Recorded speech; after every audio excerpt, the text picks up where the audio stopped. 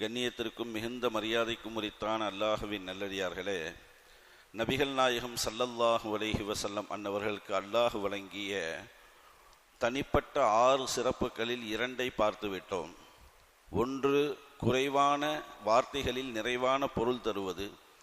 இரண்டாவது, பயத்தை கொண்டு எதிரிகளுக்கு அல்லாஹ் அச்சத்தை ஊட்டுவது.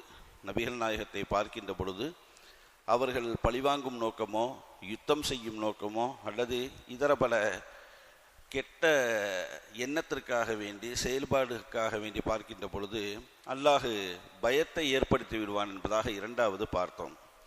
மூன்றாவதாக ஒரு வித்தியாசமான ஆச்சரியமான ஒரு செய்தியை, ஒரு தகவலை நபிகள் நாயகம் ஸல்லல்லாஹு அலைஹி வஸல்லம் அவர்களுக்கு அல்லாஹ் ஹலாலாக ஆக்கி கொடுத்திருக்கின்றான், தனி சிறப்பாக கொடுத்திருக்கின்றான்.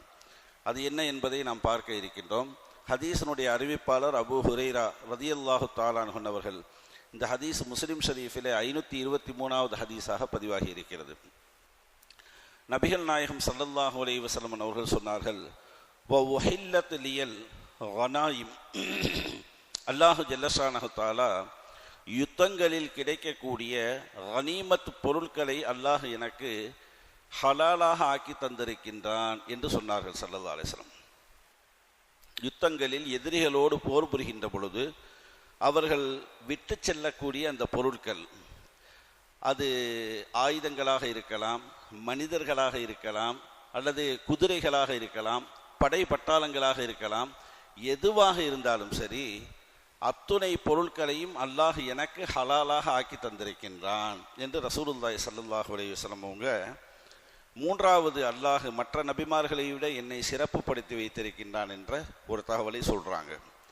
கண்ணியமான பெருமக்களே, அல்லாஹ் தன்னுடைய ஹபீபாக இருக்கக்கூடிய ரசூலுல்லாஹி ஸல்லல்லாஹு அலைஹி வஸல்லம் அவர்கள் மீது எவ்வளவு அன்பு வைத்திருக்கின்றான் என்பதை இது போன்ற தனி சிறப்புகள் மூலியமாக நாம் சிந்திக்க கடமைப்பட்டிருக்கின்றோம். இப்ராஹிம் அலைஹிஸ்ஸலாம் ஹலீல் என்பதாக அல்லாஹ் பட்டம் கொடுத்தான். ஹலீல் என்றாலும் நண்பர் தான். நமது நாயகம் ஸல்லல்லாஹு அலைஹி வஸல்லம் அவர்களுக்கு ஹபீப் என்று அல்லாஹ் பட்டம் கொடுத்தான். ஹபீப் என்றாலும் நண்பர் தான். ஹலீலுக்கும் ஹபீபுக்கும் உள்ள வேறுபாடு என்ன அப்படின்னா, அல்லாஹுக்கு எது பிடிக்குமோ அதையெல்லாம் மனிதர்கள் செய்தால் இப்ராஹிம் அலைஹிஸ்ஸலாம் அவங்க செய்வாங்க. அப்படி செய்தால் அதற்கு பேர் ஹலீல். அல்லாஹுக்கு எதெல்லாம் பிடிக்குமோ அதையெல்லாம் இவங்க செய்வாங்க. அப்படி செஞ்சா அதுக்கு பேர் ஹலீல் என்பதாக பேர். கொஞ்சம் வித்தியாசத்தை பாருங்க. ரசூல் ஸல்லல்லாஹு அலைஹி வஸல்லம் அல்லாஹ் ஹபீப்னு கொடுத்துருக்கான். நபிகள் நாயகத்திற்கு எதெல்லாம் பிடிக்குமோ அதை அல்லாஹ் செய்வான். எவ்வளவு பெரிய விஷயம் பத்தியலா. அல்லாஹுக்கு பிடிச்சதை நம்ம செய்யறது ஒண்ணு, நமக்கு பிடிச்சதை அல்லாஹ் செய்யறது ஒண்ணு. இது எவ்வளவு பெரிய விஷயம். பைத்துல் மக்தஸை நோக்கி தொழுகுங்கன்னு அல்லாஹ் சொல்லிட்டான். அதை நோக்கி தொழுதுட்டு இருந்தாங்க. ரசூல் ஸல்லல்லாஹு அலைஹி வஸல்லம் எப்போ தொழுதாலும் அப்படியே திரும்பி உட்காந்து காபாவை பார்ப்பாங்க. வேற ஒன்றும் துவா செய்யலை, ஒன்றும் பண்ணலை, எனக்கு பைத்துல் மக்தஸை நோக்கி தொழுகண்டு பிடிக்கலை, அதெல்லாம் ஒன்றும் சொல்லலை. எப்போ தொழுதாலும் சரி அப்படியே திரும்பி உட்காந்து காபாவை பார்த்துக்கிட்டு இருப்பாங்க தொழுக முடிஞ்ச உடனே. அல்லாஹ் ஜல்லஷானஹு தஆலாவுக்கு தெரியாதா? எல்லாருடைய உள்ள கிடங்கிலையும் கிடக்கக்கூடிய ஆழங்களை அறியக்கூடியவன் ரஹ்மான். தன்னுடைய ஹபீபனுடைய பிரியம் என்ன என்பது அல்லாஹுக்கு தெரியாதா? அல்லாஹ் ஜல்லஷானஹு தஆலா ஒரு சில மாதங்கள் கடந்ததற்கு பிறகு 9 மாதங்கள் என்று வருகிறது, 11 மாதங்கள் என்று வருகிறது.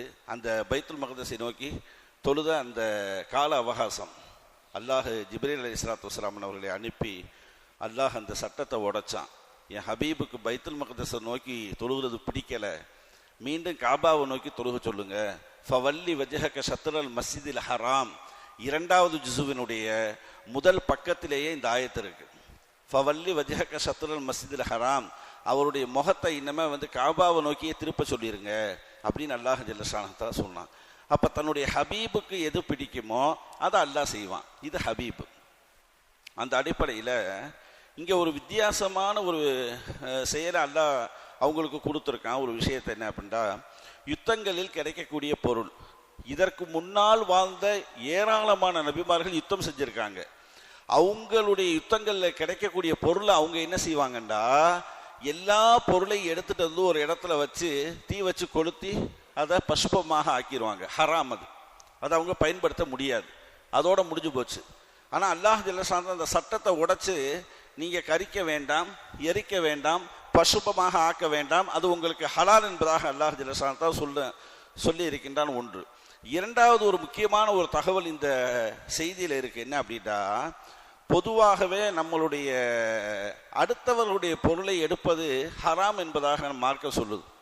அடுத்தவங்களுடைய ஒரு பொருள் கிடக்கு அப்படின்னா அதை நம்ம எடுக்கக்கூடாது, அடுத்தவருடைய இதை பிடிக்கக்கூடாது, எதையுமே நம்ம செய்யக்கூடாது, ஹராம். ஆனால் இந்த இடத்துல பாருங்க, யுத்தங்களில் வரக்கூடிய எதிரிகளுடைய அனைத்து ஆயுதங்கள், படைகள், பொருட்கள் எல்லாமே அடுத்தவங்களோடது. சரியா? அவங்க யுத்தம் செஞ்சுட்டு போட்டு போறத அல்லாஹ் ஜல்ல ஷானஹு தஆலா நபிகள் நாயகத்திற்கு இந்த அடுத்தவர்களுடைய பொருளை எடுப்பது ஹராம் என்ற அந்த சட்டத்தை யுத்தத்தில் மட்டும் நபிகள் நாயகத்திற்கு ஹலாலாக ஆக்கி கொடுக்கின்றான். எவ்வளவு பெரிய அன்புன்னு பார்த்தீங்களா? ரசூல் ஸல்லல்லாஹு அலைஹி வஸல்லம் அவங்க அதை எடுத்துட்டு ஏழை சஹாபாக்கள் மற்ற இதர பல தோழர்களுக்கு அதை பங்கு வச்சு கொடுப்பாங்கன்னு ஹதீஸில் இருக்கு. எல்லாத்தையும் என்ன செஞ்சிருவாங்க, கனிமத்து பொருளை பங்கு வச்சு எல்லா சஹாபாக்களுக்கும் கொடுப்பார்கள், அந்த வேலையை செய்வார்கள்.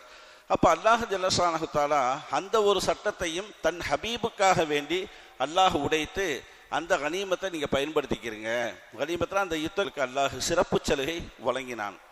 அந்த இடத்திலும் கூட மனிதர்களாக வரக்கூடிய அந்த அடிமைகள் விட்டுட்டு போயிடுவாங்கல்ல, அந்த அடிமைகளை கூட நபிகள் நாயகம் ஸல்லல்லாஹு அலைஹி வஸல்லம் அவங்க அழைச்சிட்டு மதீனாவுக்கு எவ்வளவு கண்ணியமாக அவரிடத்துல நடந்திருக்காங்க அப்படின்னு பார்க்கும் பொழுது, உலகத் தலைவர்கள் எல்லாம் மூக்கில் கை வைத்து இப்படிப்பட்ட மாமனிதர் வாழ்ந்திருக்கிறாரா என்று கேட்கும் அளவிற்கு ரசூலுல்லாஹி ஸல்லல்லாஹு அலைஹி வஸல்லம் அவங்க நடந்திருக்காங்க. அடிமைகள்கிட்ட, சிறைவாசிகள்கிட்ட, வரக்கூடியவர்கள்ட்ட என்னென்ன திறமைகள் இருக்கோ அந்தந்த திறமைகளை என்னுடைய சஹாபாக்களுக்கு அதை நீங்கள் கற்றுக் கொடுங்கள்னு சொல்லுவாங்க.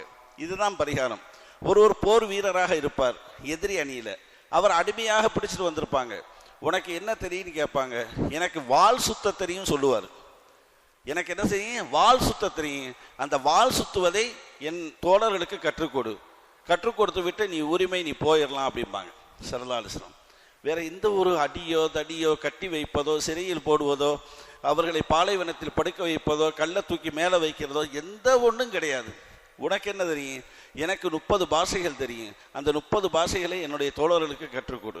உனக்கு என்ன தெரியும், இப்படி தனித்தனி நபர்களுக்கு என்னென்ன சிறப்புகள் இருக்கோ அத்துணை சிறப்புகளையும் அந்த எதிரிப்படைகளிடமிருந்து நம்மளுடைய சஹாபாக்களுக்கு, தோழர்களுக்கு, தன்னுடைய உம்மத்திற்கு கற்றுக் கொடுத்தார்கள் என்பதாக நாம் பார்க்கின்றோம். அந்த அடிப்படையில் நபிகள் நாயகம் ஸல்லல்லாஹு அலைஹி வஸல்லம் அவங்க சொல்றாங்க, அல்லாஹ் ஜல்ல ஷானஹு தஆலா எனக்கு வழங்கிய மற்ற நபிமார்களை விட அல்லாஹ் என்னை சிறப்புப்படுத்திய 6 விடயங்களில் 3வது ஒன்று, அல்லாஹ் எனக்கு இந்த கனிமத்தை ஹலாலாக ஆக்கி கொடுத்தது.